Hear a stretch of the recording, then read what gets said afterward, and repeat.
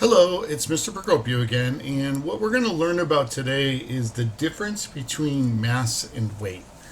So, I am asking that you take out your notebooks. We do have a couple of slides that I need you to copy down the notes for.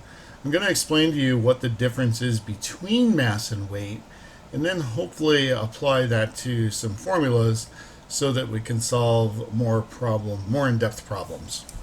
So, get your notebooks out and let's begin. Now, mass and weight, I'm going to tell you, are very different quantities. And I'm also going to tell you that if you've spent any time overseas in any other country, this could be somewhat troublesome for you.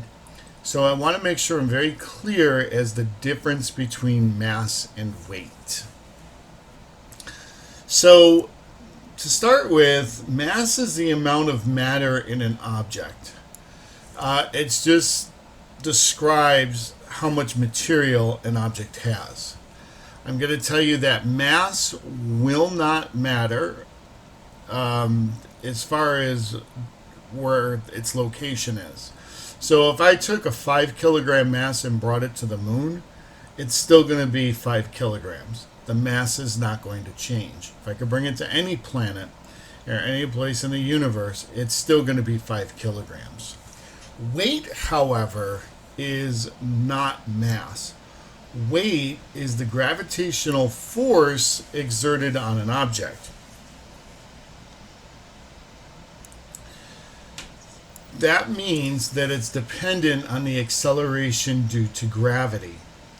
So if I have a 5 kilogram mass here on this Earth, it's going to have a certain amount of weight, which we're going to get to in just a minute. If I bring it to the moon and find the weight on the moon, you're going to find that it's about 1/6 of what it is here on this Earth, because weight is not fixed. It is a variable depending on the acceleration due to gravity of whatever it's around. The symbol for weight is F sub g. It's the force due to gravity.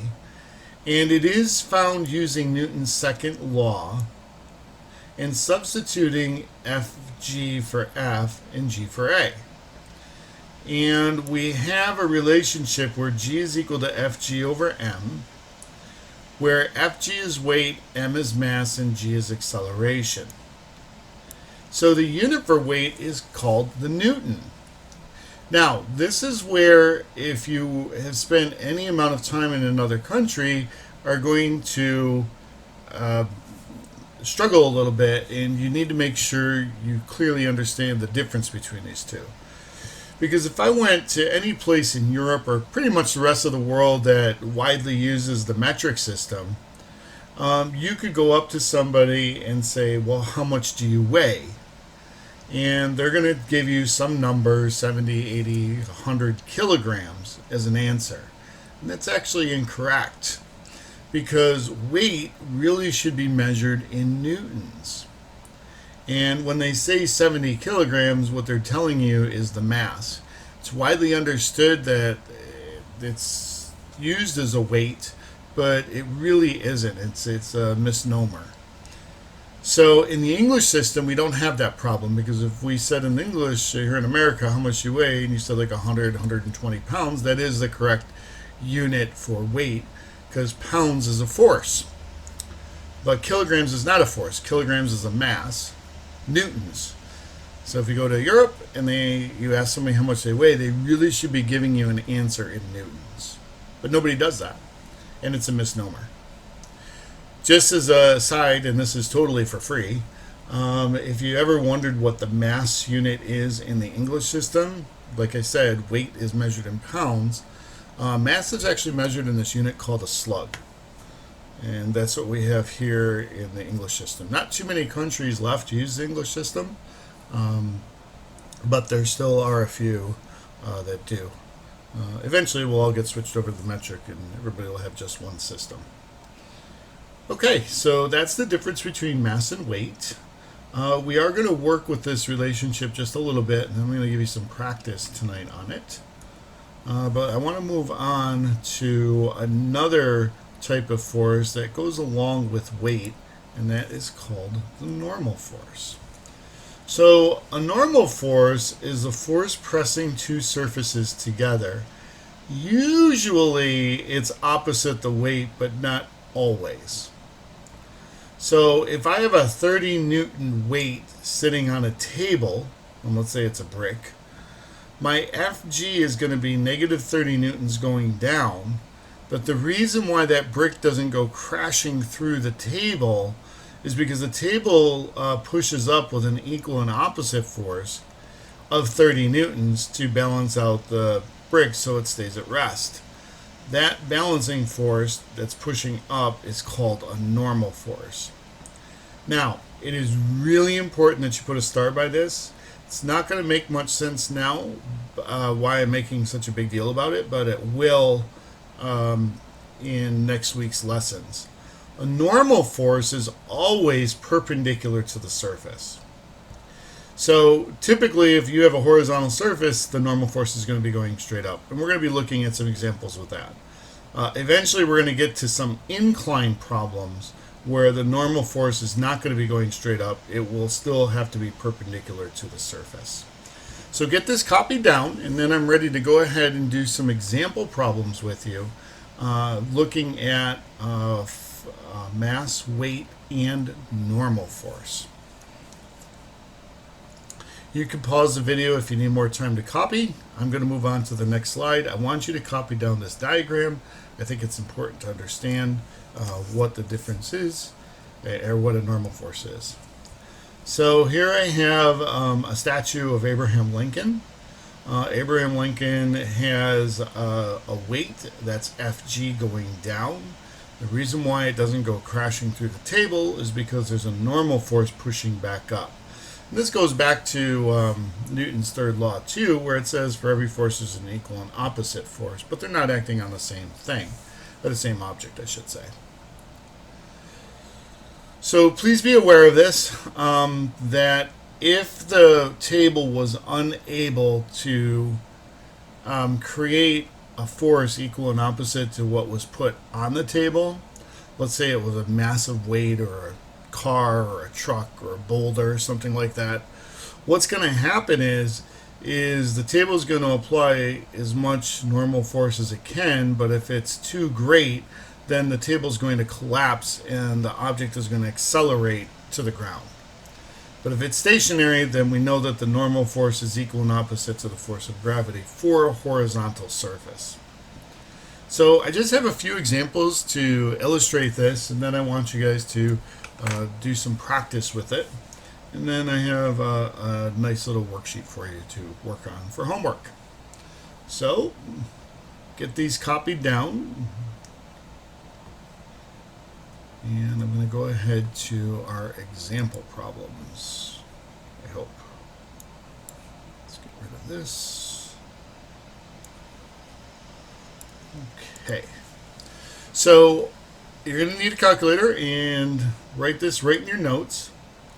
We have a 5 kilogram block resting on a flat surface, and we want to find the weight and the normal force. Now, I'm going to formalize this for you in the next lesson, but for right now, I want you to know that these arrows are actually part of what's called a free body diagram.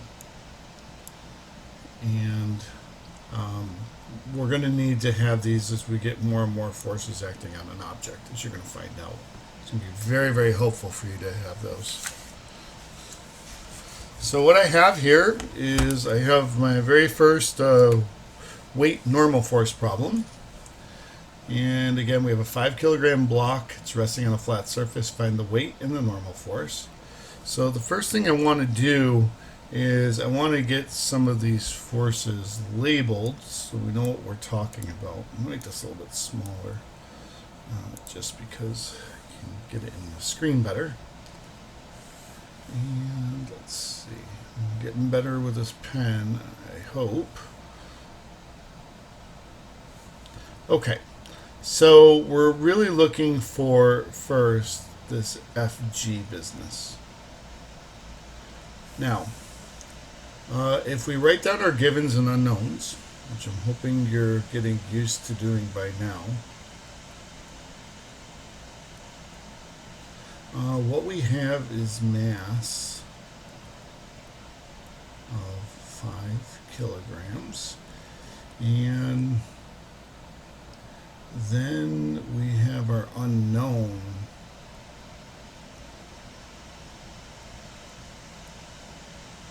of Fg. Now, I gave you a formula, and we said that G is equal to Fg over m. Now, one thing we can do, and I showed you this before, is we could multiply both sides by m, and I'm going to do that just because it makes the formula, in my mind, a little bit easier to work with. If you like it in that form, you certainly are welcome to keep it. So now what I ended up with is Fg is equal to mg. Now, my issue is that I have a mass. That's good. I'm looking for Fg that I don't know. And then I've got this G business. And it doesn't say that in the problem what G is. So it is my assumption, and should be your assumption too, that this is actually talking about it on this Earth.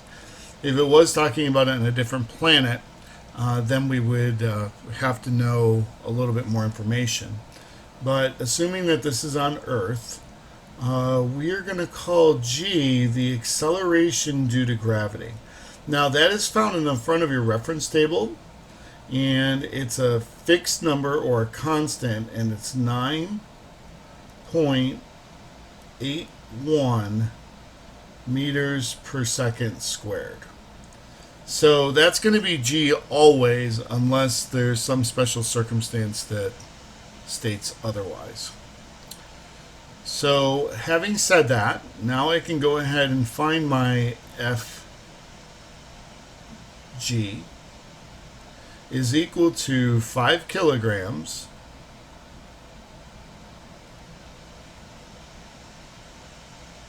times my G, which is 9.81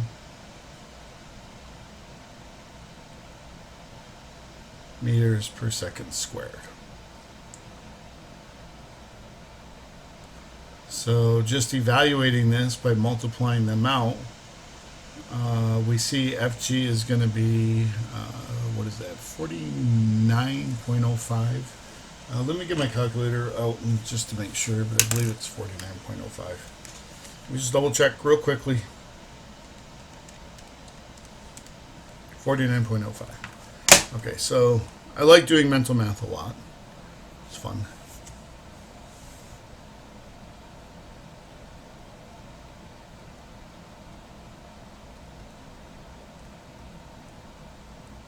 And I could use kilograms meters per second squared, or a kilogram meter per second squared, if you recall from the previous lesson, is the same thing as a Newton. So that's actually my Fg. So I'm going to go ahead and fill that in. Oh, one thing I did forget. I did forget to put a minus sign here. I want to make sure you do that. And my Fg is actually negative. So my Fg is negative 49.05 newtons. Now, on the Regents exam, they might ask you for just the magnitude of the force of gravity, and just the magnitude will be positive 49.05. We don't worry about negatives with the magnitude because it's just a quantity. The negative is just telling you the direction. We see that it's going down. Now, the next question is why isn't this 5 kilogram mass crashing through the surface? Well, the reason it's not is because there's a normal force that's pushing back up from the table, or whatever this is on, that's equal and opposite to the force of gravity in this case of 49.05 newtons. And that's pretty much it. That's how you answer this question.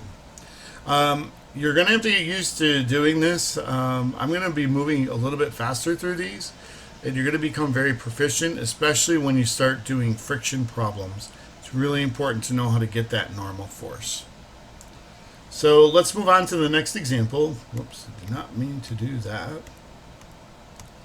I like the gray the best.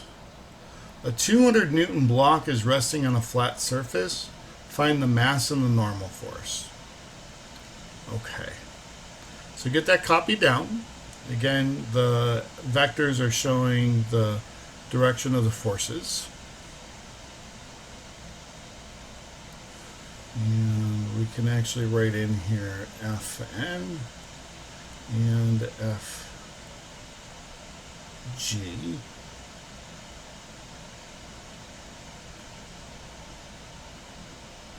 Okay. So now, the first thing we want to do is we want to find our Fg. I'm not going to go through, and maybe I'll go through one more time. So the formula out of the reference table is G is equal to Fg over m. But by multiplying both sides by m, we can rewrite this as Fg equals mg.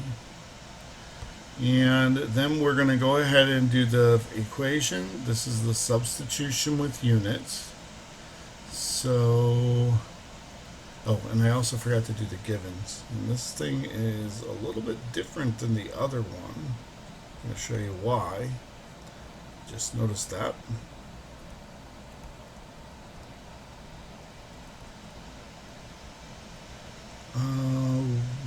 We know that G is not going to change. So this is going to stay negative 9.81 meters per second squared. And what's the 200 newtons that they're giving me? Is that a mass? Or is that actually the Fg?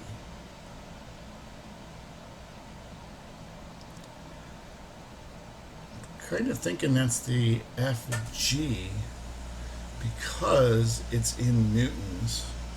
So very often on the regions they're going to give you, could give you a weight, not a mass, and you have to know that that's already been multiplied by 9.81. So let's go ahead and write that down too. Here's my Fg is equal to 200 newtons. Now, what is the direction of that weight that's on this table? The direction is going down, so that actually becomes a negative 200 newtons.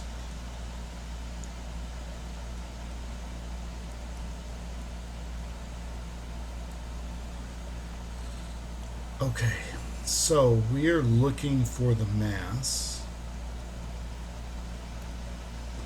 So, I'm going to erase this and rewrite my equation with my givens in it. So it's good to do those givens first.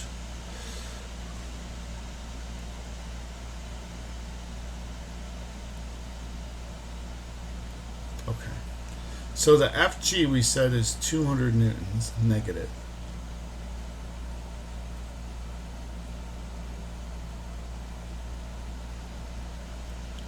The mass is what we're after.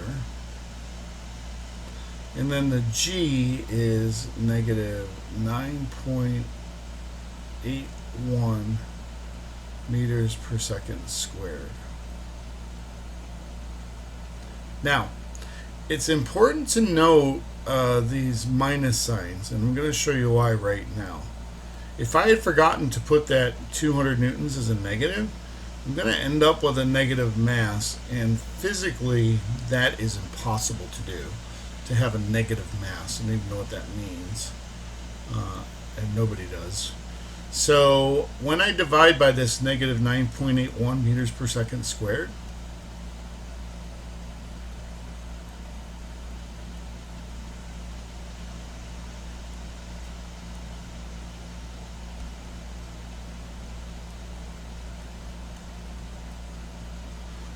I'm going to end up with the mass equaling 200 divided by 9.81, which is going to be what, about 20 kilograms and some change, I'm thinking. And it's going to be 20.3 kilograms.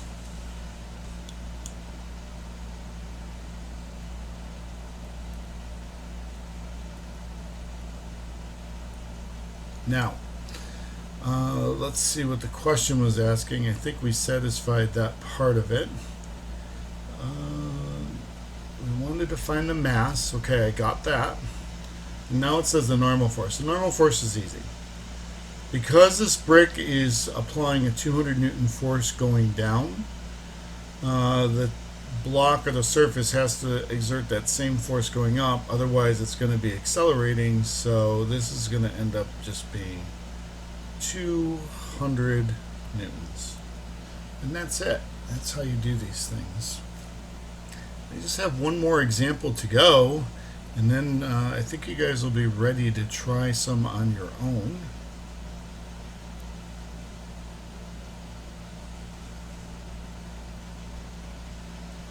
Oh, we got our 200 Newton block again. The 200 Newton block has a mass of 1.5 kilograms on an unknown planet. We want to find the acceleration of this planet. So, we have a force going down. That's going to be our Fg. As I explained in the previous example, the weight pushing it down is going to be negative 200 newtons.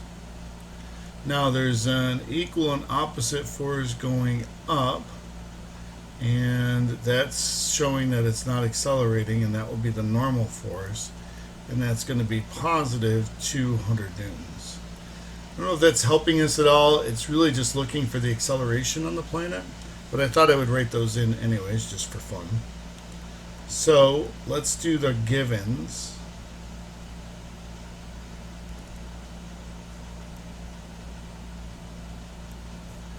This is the last example. So my givens are Fg is equal to negative 200 newtons. The mass, oops, I don't want to do that. Frustrations.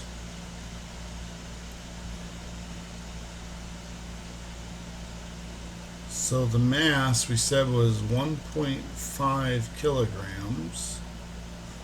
The normal force we know is positive 200 newtons. And what I'm actually looking for here is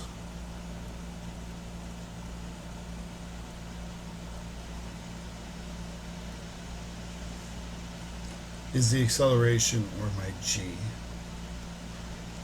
Now, if it was on the Earth, it would be very easy. We would just look it up in a table. But we don't know what planet this is on. So there's a good example. If I bring this block back to Earth, the mass is still going to be 1.5 kilograms. That's not going to change. But the weight will change, because that's a multiplication of the acceleration due to gravity of the mass. So let's write down our original formula again. So we have G is equal to Fg over m. And in this case, I'm actually looking for G, so I don't really want to change this relationship at all. I'm just going to call that G, and then my Fg is negative 200 newtons. All that's divided by 1.5 kilograms. So now my G is going to equal 200 divided by 1.5. You could probably do that in your head. It's 133. Wow. That's a lot. That's a real lot.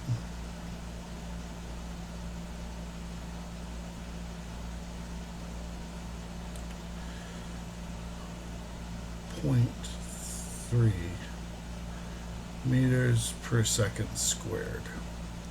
So what are we looking at? It's about 13 times what the gravity is on this planet. So this would be a very, very large planet. If you were on this planet, you would not survive. You would actually be crushed by its gravity. Just so you know. So, if you do some calculations and you find a planet that has this kind of acceleration, I would strongly suggest not visiting it, as it would be detrimental to your health. Okay. So, ladies and gentlemen, what we're going to do now is we're going to try and figure out what a scale does. Now, I know a bathroom scale is what I'm talking about. Now, I know a lot of you probably have a good idea of what a scale does, but it's probably incorrect. So if you're thinking about a bathroom scale, well, all it does is measure your weight. Um, and that is a logical assumption because when you step on a scale, that's what it's reading. But that's not actually what a scale does. A scale actually reads normal force. And it's reading the amount of force the floor is pushing back up on you. And here's how I can show this to you with a little thought experiment. I'm not going to live demonstrate this. Um, Suppose you have a bathroom scale and what you have is mass, and then you have the acceleration due to gravity. So when you stand on the scale, you get a reading.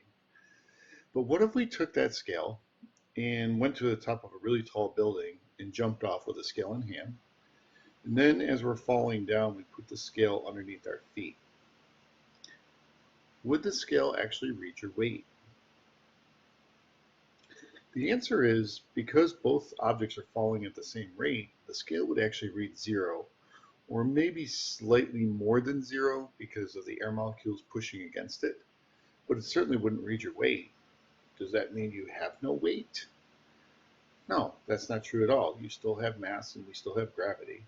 It's just that everything's falling at the same rate, so the scale won't read anything, which indicates that the scale actually reads normal force, how much the floor is pushing up on you, or actually on the scale, and then the scale is pushing up on you. So what I want to do is I want to explore some ideas about being on a scale in a moving floor. Now you're probably thinking to yourself, when would a floor move? And the answer is if you were in an elevator and the elevator is accelerating. So I want to go ahead and explore this idea with some problems. This is going to show up on your next quiz. So make sure you learn this well. So what I want to do is I want to pull up the example problem, and I'll give you some time to copy it down. And we have a 60 kilogram man standing on a scale inside an elevator. We want to answer the following questions. I want to find the apparent weight of the man if the elevator is accelerating upwards at a rate of 4 meters per second squared. Then we want to find the apparent weight of the man if the elevator is accelerating downwards at a rate of 2 meters per second squared. Then we want to find the apparent weight of the man if the elevator is moving upwards at a constant rate of 4 meters per second. Now, the apparent weight in each of these cases is actually what the normal force is, or what the scale would read. Not your weight, it's what it feels like your weight would be. So that's why we call it the apparent weight. So let's go ahead and get started. Please copy this down. If you didn't have enough time to copy it, then please pause the video until you can get this all copied down. I'm just going to give you a picture of what's happening. Here's my man, here's the scale, here's the force of gravity going down, and then this is the normal force going up. So go ahead and get that copied, and then we can begin.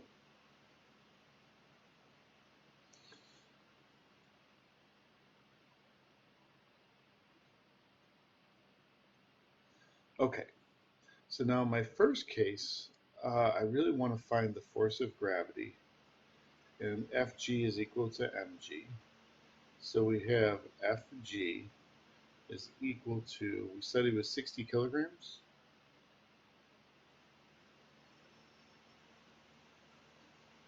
Times negative 9.81 meters per second squared.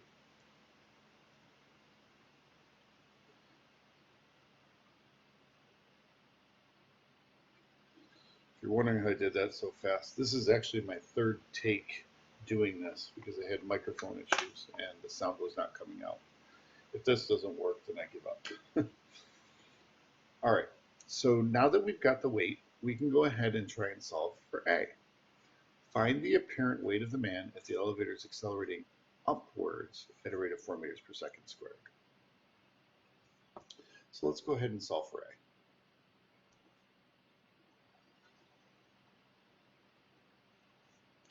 Now the first thing we're going to want to do is write down our good old friend sigma f, and I'll put a y in here, is equal to m-a-y.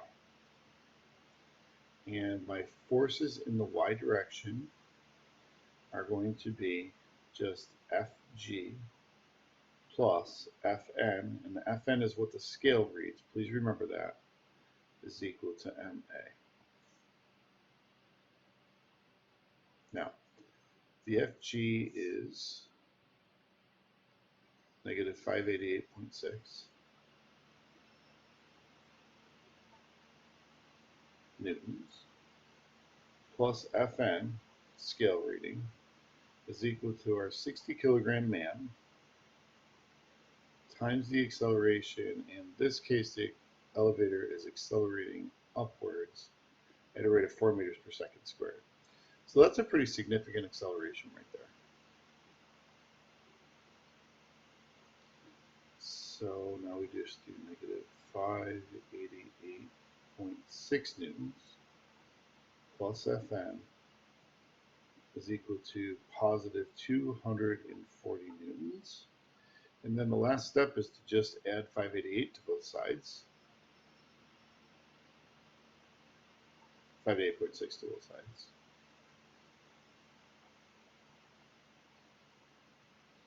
And that gives me Fn is equal to, so just 588.6 plus 240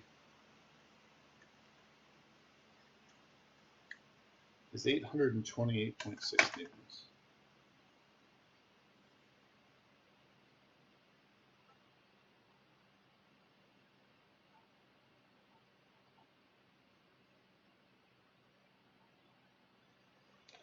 So actually the scale is going to read more than the actual weight of the person. And that's why when you're in an elevator, I'm not talking about the ones down around in Syracuse, I'm talking about big skyscrapers. If you push that top floor, the elevator accelerates quite a bit, and it makes it feel like your knees want to buckle. And the reason for that is because that floor is pressing up against you with more acceleration. And while it's accelerating, you're actually going to experience a greater force on you, which kind of makes your knees kind of want to bend a little bit. If you have never experienced that, try it.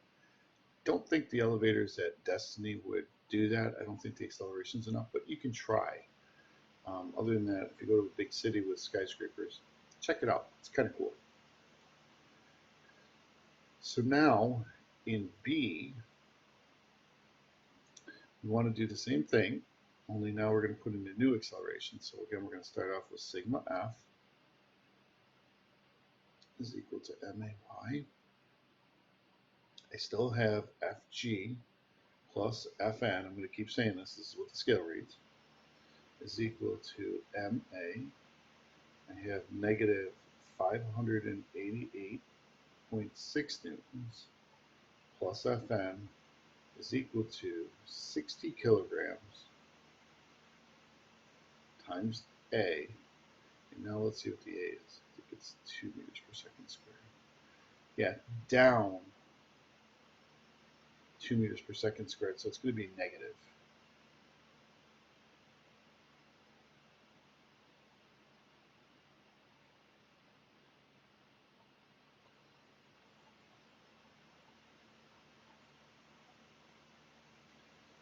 This is going to be negative 120 newtons. So when I add 588 to both sides, I'm going to have to subtract off the 120. And we have 588.6 minus 120 gives me 468.6 newtons.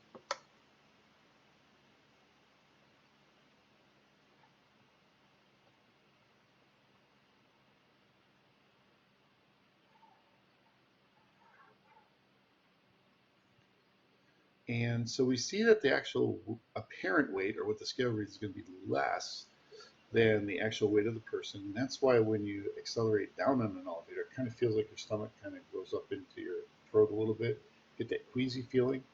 That's because you're in kind of a controlled free fall, so to speak. And again, if this acceleration was negative 9.81, you would be in free fall, and that would not be good. But negative 2 meters per second is about right for an elevator. 4 is a little bit high. So now we're going to get on to C. Now C is the easiest of all three of these, but it's the one that causes students the most difficulty. That's where they make the most mistakes. And I'm going to show you why. So in C, it's moving upwards with a constant rate of 4 meters per second. And I'll show you why this gets bothersome. So we have sigma f y is equal to may. My fy in this case is going to be fg plus fn. Again, I'm going to say if that's what the scale would read, is equal to ma. My fg is not going to change. It's still going to be negative 588.6 newtons plus Fn is equal to 60 kilograms times A. But here the A is, and this is where students make a mistake because they're going to want to put in that value of 4 meters per second. But that's a velocity. It says constant rate. So that tells me that there is no acceleration. And that's why this one's so easy. So the acceleration is just 0. A lot of people will put in the 20 or whatever the value is. So I have negative 588.6 newtons plus Fn is equal to 0. So that means Fn is just going to be 588.6 newtons. Isn't that interesting? It's going to read exactly what the weight of the person is. So if you're in an elevator on a scale and the scale is accelerating upwards, we can expect force of gravity to be greater. If you're accelerating down, we can expect the reading on the scale to be less. And if you're in an elevator on a scale and the elevator is moving at a constant velocity, you're going to read exactly the same as the weight of the person. So whether the elevator is at rest or moving with a constant velocity, you're going to get the actual weight of the person, because the normal forces will not be changing. It'll be the same, equal and opposite to the weight. Okay, I want you to try one now and copy it down, and I'll pause the video and let's see if we can, if you guys can get this on your own.